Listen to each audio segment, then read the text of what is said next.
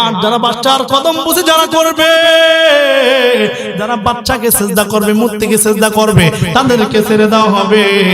এবার মুসলমান যারা মুমিন, ওরা তো আল্লাহ ছাড়া কারো কদমে সেজদা দেয় না। কথা ঠিক না বেঠিক জোরে বলেন? ওরা আল্লাহ ছাড়া কাউকে ভয় পায় না। এমন দেশের মধ্যে তিনটা যুবক মনে মনে চিন্তা করে জীবন থাক আর যাক, আমি কোনোদিন বাচ্চার কদমে সেজদা দিব না, আমরা কোনোদিন মূর্তির কদমে সেজদা দিব না। এবার তিন যুবক রাতের বেলা গভীরে এমন দেশ থেকে পালাইয়া অন্য দেশে চলে যাবে, মনে মনে চিন্তা করতেছে, এরে মুসলমান, রাখে আল্লাহ, মারে কে? মারে আল্লাহ, রাখে কে? আল্লাহ যদি কাউকে মারে দুনিয়ার কেউ তাকে বাঁচাইতে পারবে? আল্লাহ যদি কাউকে মারে দুনিয়ার কেউ তাকে বাঁচাইতে পারবে না। আল্লাহ যদি কাউকে বাঁচায় দুনিয়ার কেউ তাকে মারতে পারবে না। এবার তিন যুবক মনে মনে চিন্তা করে, আমরা তিন ভাই এখানে থাকলে বাচ্চা হয়তো আমাদের ঈমান থেকে দূরে সরায় দিতে পারে, আমাদেরকে দিয়ে শিরক করাইতে পারে। এই জন্য বাড়ি ঘর ছেড়ে সব জায়গা জমি ব্যবসা বাণিজ্য যা আছে সব ছেড়ে তিন যুবক অন্য দেশে ঈমান বাঁচাবার জন্য, হিজরতের জন্য রওনা হয়ে গেছে। রওনা হয়ে যাওয়ার প্রতিমধ্যে যখন বর্ডার এলাকা পৌঁছে গেল, বাচ্চা তিনজন বা তিন ভাইকে গোয়েন্দা বাহিনীরা ধরে ফেললো। কোথায় যাইতেছো?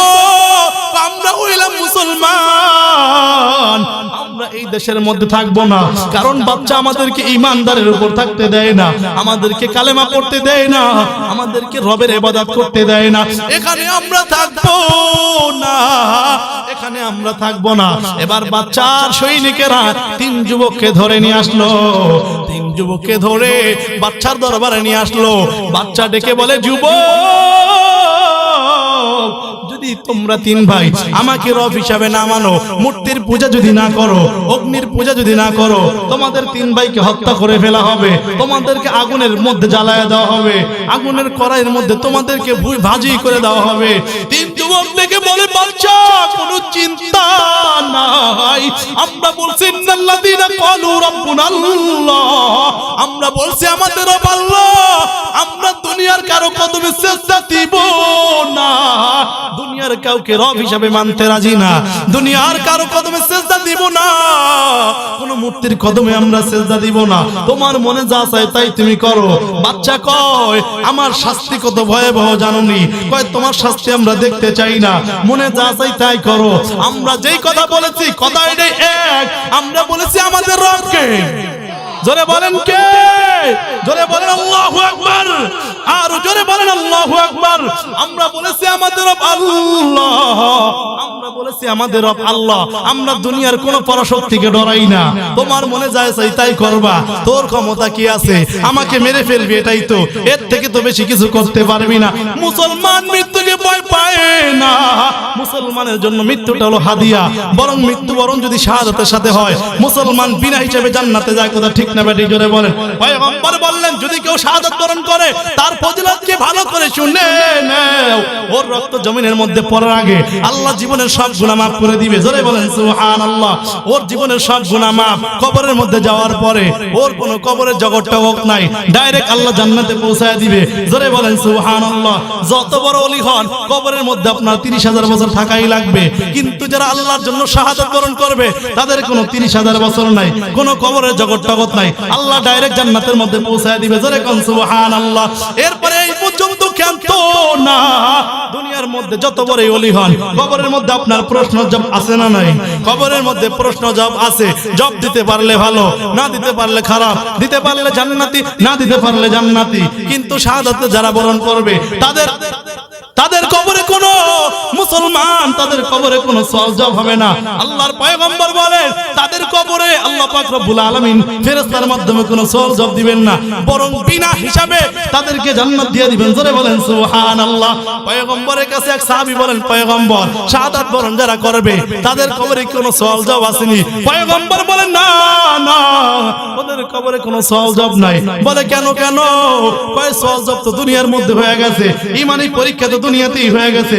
যদি বেঈমান হইতো ময়দান থেকে পালায়া যাইতো, কথা ঠিক না বেটি জোরে বলেন? যদি বেঈমান হইতো মসজিদে নামাজ পড়তে যাইতো না, যদি বেঈমান হইতো রমজান মাসে রোজা রাখতো না, যদি বেঈমান হইতো ঘুষ খাইতো না, সুদ খাইতো না, জেনা করতো না, কবিরা গুনাহ করতো না, ও তো মুমিন, ও তো ঈমানদার, ওর কবরে কোনো সওয়াব হবে না। জোরে বলেন সুবহানাল্লাহ। শুধু এই পর্যন্তই ক্ষান্ত না, এ বান্দা এই পর্যন্তই ক্ষান্ত না, ওকে যখন আল্লাহ পাক রব্বুল আলামিন কবরের মধ্যে দিয়ে দেওয়া হবে, জান্নাতের মধ্যে যখন পৌঁছায় দেওয়া হবে, দুইটা সবুজ পাখির ডানা এই বান্দাকে দিয়ে দেওয়া হবে। জোরে বলেন সুবহানাল্লাহ। এই বান্দা প্রত্যেকটা জান্নাত ঘুরে ঘুরে দেখতে থাকবে, প্রত্যেকটা জান্নাত ঘুরে ঘুরে দেখতে থাকবে। আল্লাহ সমস্ত জান্নাত ঘোরার তৌফিক দিয়ে দিবে। জোরে বলেন সুবহানাল্লাহ। এই যুবকটাকে বলে বাচ্চা ভালো করে শুনে নাও, এ বাচ্চা ভালো করে শুনে নাও, আমরা মুমিন, আমরা হইলাম মুসলমান, আমরা দুনিয়ার কাউকে ভয় পাই না, মৃত্যুকেও বড় ভয় পাই না, বরং মৃত্যু আমাদের জন্য হাদিয়া, উপহার, উপঢৌকন। জোরে বলেন আল্লাহু আকবার। এরে মুসলমান, এবার বাচ্চা বলেন, যদি আমাকে রব হিসেবে না মানো, আমার মূর্তির কদমে যদি সিজদা না করো, তোমার শাস্তি কি হবে? বাচ্চা তার সৈনিকদেরকে বললেন, বিশাল বড় কড়াইয়ের মধ্যে আগুনের মধ্যে তেল গরম করো। এমন জোরে তেল গরম করতে থাকলেন, তেলের মধ্যে টকবক টকবক আওয়াজ হইতেছে। বাচ্চা বড় ভাইকে ডেকে বললে, বড় ভাই ভালো করে শুনে নাও, এই যে তাকায় দেখো, আগুনের কড়াইয়ের মধ্যে ডুবন্ত তেলের মধ্যে তোমাকে ডুবাইয়া দেওয়া হবে। যদি তুমি ঈমান না ছাড়ো, যুবক থেকে বলে, বাচ্চা কোনো চিন্তা নাই, আমরা বলেছি আমাদের রব আল্লাহ, আমরা বলেছি আমাদের রব আল্লাহ, আমরা তেলের মধ্যে ডুবাওয়ার যাই করো, আমরা ঈমান ছাড়বো না। জোরে বলেন আল্লাহু আকবার। আমরা ঈমান ছাড়বো না। এবার বাচ্চা বড় ভাইকে আগুনের তেলের মধ্যে ডুবাইয়া দিল। হঠাৎ তাকায় দেখে সাথে সাথে তেলের মধ্যে ভুনা হয়ে গেল, তেলের মধ্যে আর কোনো খুঁজে পাওয়া যায় না, অস্তিত্ব খুঁজে পাওয়া যায় না। জোরে বলেন সুবহানাল্লাহ। এরপরে দ্বিতীয় ভাইকে ডেকে বলেন, দ্বিতীয় ভাই তুমি যদি ঈমান না ছাড়ো, তোমাকেও আগুনের মধ্যে জ্বালায়া দেওয়া হবে, এই তেলের মধ্যে ডুবাইয়া দেওয়া হবে। দ্বিতীয় ভাই ডেকে বলে, বাচ্চা আমার বড় ভাই যেই পথের অনুসারী, আমিও সেই পথের অনুসারী, আমার কোনো চিন্তা নাই। ও বাচ্চা আমাকে জ্বালায়া দেওয়ার যাই করো, আমি ঈমান ছাড়বো না, কারণ আমার রব হলো আল্লাহ, আমার রব হলো আল্লাহ। বাচ্চা এবার দ্বিতীয় ভাইকেও তেলের মধ্যে ডুবাইয়া দিল। দুইজন ভাই তেলের মধ্যে ডুবে ভুনা হয়ে গেল, কড়াইয়ের মধ্যে আর তাদেরকে খুঁজে পাওয়া গেল না। এবার তোমাকে একটা অফার দিব। বলে, কি অফার? ভাই তোমাকে একটা অফার হলো, যদি তুমি ঈমান ছেড়ে দাও, আমার রাজত্বের অর্ধেক তোমাকে দেয়া দেওয়া হবে, আমার রাজত্বের মালিক অর্ধেক তোমাকে বানায় দেওয়া হবে। এবার বাচ্চা ডেকে বলে, যুবক ভালো করে শুনে নাও, এই বাচ্চা ডেকে বলে, এ যুবক আমার সুন্দরী একটা মেয়ে আছে, তোমার সাথে বিবাহ দেওয়া হবে। বাচ্চার কথা শুনে এই যুবক বাচ্চার মুখে থুতু নিক্ষেপ করে কয়, বাচ্চা ভালো করে শুনে নাও, মুসলমান যে কথা বলে সে কথার পাল্টায় না, কথা ঠিক না ঠিক করে বলেন। বাচ্চা ডেকে বলেন, এ বাচ্চা, যুবক ডেকে বলেন, বাচ্চা আমার দুই ভাইকে যেই পথের অনুসারী হয়েছে, আমিও সেই পথের অনুসারী হইতে চাই। এবার তৃতীয় ভাইকে বাচ্চা ডেকে বলে, এ যুবক আমার একটা সুন্দরী মেয়ে আছে, এই মেয়েটা তোমার সাথে বিবাহ দেওয়া হবে। যুবক কয়, না না না, আমার যেই দুই ভাইকে যেই পথে পাঠায় দিচ্ছেন, আমাকে পাঠায় দেন, আমার কোনো চিন্তা নাই, আমাকেও সেই পথে পাঠায় দেন। হঠাৎ উজির এসে কয়, বাচ্চা আমার কাছে সুন্দরী একটা সুন্দর একটা কৌশল আছে। বলে, কি কৌশল? আমাকে 40 দিনের সময় দেন। কয় দিনের সময়? 40 দিনের সময় দেন, কারণ প্রত্যেক 40 দিনে মানুষের মধ্যে একটা পরিবর্তন আসে। এই 40 দিনের সময় দেন, এই সুন্দরী মেয়েটা দিয়া আমি খ্রিস্টান বানাইয়া আপনার কাছে আবার নিয়ে আসবো। জোরে বলেন নাউজুবিল্লাহ। অতীতে যত বড় বড় মানুষের জ্ঞানী গুণীদের মাথা খারাপ করেছে এই সুন্দরী নারী, কথা ঠিক না ঠিক জোরে বলেন। বর্তমান আজকেও বরং সারা দুনিয়ার মধ্যে ইহুদি খ্রিস্টানরা নারীকে সুন্দরী পণ্য বানাইয়া এরপরে মুমিনের সামনে পেশ করে মুমিনের ঈমান ধ্বংস করার জন্য এই পায়তারা তারা করতেছে, কথা ঠিক না ঠিক জোরে বলেন। সাবানের মধ্যে নারীর ছবি, এর সেমাইয়ের মধ্যে নারীর ছবি, চাউলের বস্তার সাথে নারীর ছবি, প্রত্যেকটা জায়গায় নারীর ছবি, সব স্থানে নারীদেরকে দিয়ে মুমিনের ঈমান ধ্বংস করতে চাইতেছে, কথা ঠিক না ঠিক জোরে বলেন। আল্লাহ আমাদেরকে হেফাজত করেন, জোরে বলেন আমিন। ও যে ডেকে বলে, বাচ্চা ভালো করে শুনে নাও, বলেন আমাকে 40 দিনের সময় দেন, আমি 40 দিনের মধ্যে আপনার এই যুবককে খ্রিস্টান বানাই আপনার কাছে নিয়ে আসবো। যাও, তোমাকে 40 দিনের সময় দেওয়া হলো। এবার 40 দিনের সময় নিয়ে উজির তার মেয়েকে ডেকে বলে, ও আমার মেয়ে, ও আমার কলিজার টুকরা মেয়ে। এরা 3টা যুবক ভাই ছিল, 2টা ভাইকে ইসলাম না ছাড়ার কারণে দুনিয়ার থেকে চিরতরে বিদায় করে দিয়েছে, এই ভাইকেও বিদায় করে দিতেছিল। আমি বাচ্চার থেকে তোমার কথা বলে আমি ফিরে নিয়ে আসছি, যদি একে বেঈমান বানিয়ে দিতে পারো আমার সম্মান বেড়ে যাবে, তোমাকেও বাচ্চা অনেক হাদিয়া তোমরা দিবে। মেয়েটা ডেকে বলে, ও বাবা ভালো করে শুনে নেন, আপনার কোনো চিন্তা নাই, টেনশন নাই, বরং অল্প কয়েকদিনের ভিতরে আমি 3 চক্করেই তারে খ্রিস্টান বানায় নিয়ে আসবো। জোরে বলেন নাউজুবিল্লাহ। বলে এমন একটা জায়গা আমাকে দেন যেই জায়গার মধ্যে একা থাকা যাবে, যেখানে সুন্দরী বাগান আছে, পার্ক আছে। আমাদের দেশের মধ্যে যত অঘটন আগাম প্রগাম পার্কের মধ্যে ঘুরে ঢুকে, কথা ঠিক না ব্যাঠিক জোরে বলেন। এমন একটা জায়গা দেন যেই জায়গা পার্কের মধ্যে কোনো ডিস্টার্ব নাই, যেখানে ফুল ফলের বাগান আছে। এরে মুসলমান, আজকে 14ই ফেব্রুয়ারি গেছে, ফুলের দাম ডাবল বাইরে গেছে, কথা ঠিক না ব্যাঠিক জোরে বলেন। সারা বছর ফুলের দাম নাই, সব ফুলে পয়সা যায়, আজকে এত দাম বাড়লো কেন? এত ফুল কেনে কই আর যায় কই, কথা ঠিক না ব্যাঠিক জোরে বলেন। আমি সময় থাকলে লম্বা আলোচনা করতাম, আলোচনা করবো না, হুজুর এসে পড়ছে, বসায় রেখে বেশি কোনো আলোচনা করবো না, তবে বুঝাবার জন্য ঘটনাটা শেষ করে দেই। এবার 40 দিন যখন হইতেছে, বাচ্চার উজির এই দেখে বলে, কি অবস্থা করেছে? কয় ফলাফল শূন্য। জোরে বলেন আল্লাহু আকবার, আর জোরে বলেন আল্লাহু আকবার। ফলাফল শূন্য। বলে কেন? কয় কেন ফলাফল শূন্য? কয় এই যুবক কেমন যুবক, ভালো করে শুনে নেন, এই যুবক কেমন যুবক, 40 দিন অতিবাহিত হয়ে গেল, আমার মেয়ের দিকে এক নজর করে তাকায়ও নাই। 40 দিন পর্যন্ত রোজা রেখে দিনের সময়গুলো পার করেছে, রাতের বেলা যখন গভীর, এই যুবকটা আল্লাহর কাছে চোখের পানি ফেলে কান্না করে আর ডেকে বলেন, রে মালিক, আমার 2টা ভাই জান্নাতে চলে গিয়েছে, 3 নাম্বার আমি ইমানের পরীক্ষা দিতে আসছি, আমার ইমানকে তুমি হেফাজত করিও। ও দয়ার আল্লাহ, আমার ইমানকে তুমি ধ্বংস করিও না। আল্লাহ পাক রব্বুল আলামিন এর বান্দা 40 দিন এইভাবে কাটাইছে।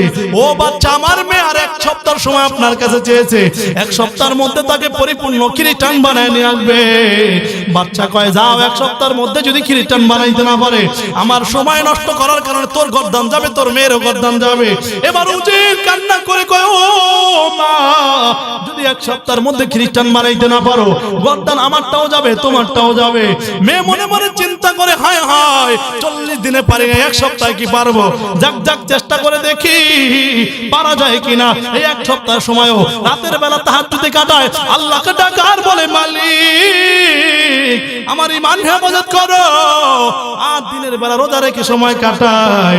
1 সপ্তাহের শেষ দিন বৃহস্পতিবার রাত, মেয়েটা মনে মনে চিন্তা করে, হায় হায়, যদি আজকের দিনে আমি খ্রিস্টান বানাইতে না পারি, আমার গর্দান যাবে, বাবারও গর্দান যাবে, কি করব? যাক শেষ চেষ্টাটা করেই দেখি। এবার মেয়েটা মনে মনে চিন্তা করে, আজকে আমি তার হাত ধরবো, আজকে আমি তার শরীরকে জড়ায় ধরবো, যা আছে কপালে। মেয়েটা যখন হাত যুবকের দিকে বাড়াইতে গেছে, সাথে সাথে ওর হাত আমার আল্লাহ বেঁকা করে দিয়েছে। জোরে বলেন আল্লাহু আকবার। যখন বাম হাত বাড়াইতে গেছে, বাম হাত বেঁকা হয়ে গেছে। যখন ডান হাত বাড়াইতে গেল, ডান হাতও বেঁকা হয়ে গেল। ডান পাও বেড়াইতে গেছে, ডান পাও বেঁকা। বাম পাও সামনে আগাইতে গেছে, আবার বাম পাও বেঁকা হয়ে গেছে। এবার পুরা মেয়েটা একবারে উলঙ্গ হয়ে বসেছিল। মেয়েটা একবারে প্রতিবন্ধী হয়ে গেছে, হাত লড়াইতে পারে না, পাও লড়াইতে পারে না, জবান দিয়ে কথা বলতে পারে না।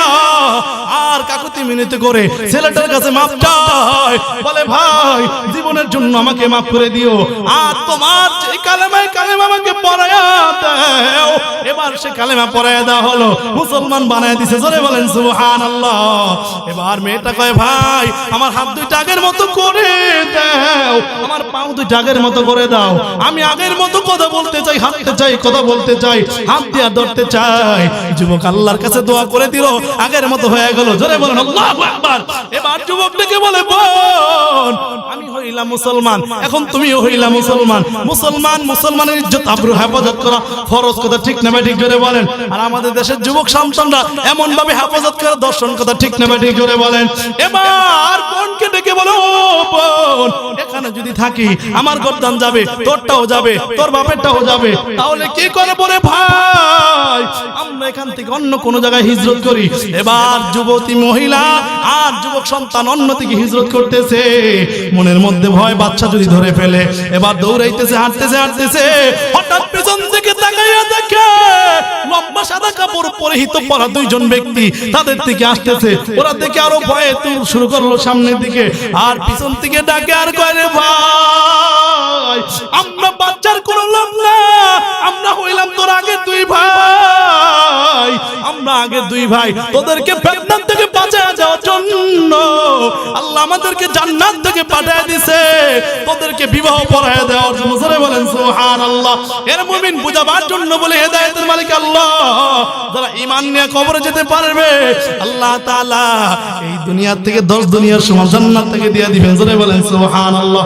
তো বাবা আল্লাহ বলেন, ইন্নাল্লাযীনা আমানু ওয়া আমিলুস সলিহাত, ঈমান যদি শক্ত করে ধরা যায় আল্লাহ হাশরের ময়দানে জান্নাতের মালিক বানিয়ে দিবেন। জোরে বলেন সুবহানাল্লাহ।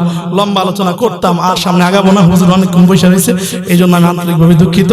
আপনাদের কাছে দোয়া চাই, দোয়া করবেন আল্লাহ তাআলা যেন দিনের জন্য কবুল করেন। জোরে বলেন আমিন। আসসালামু আলাইকুম।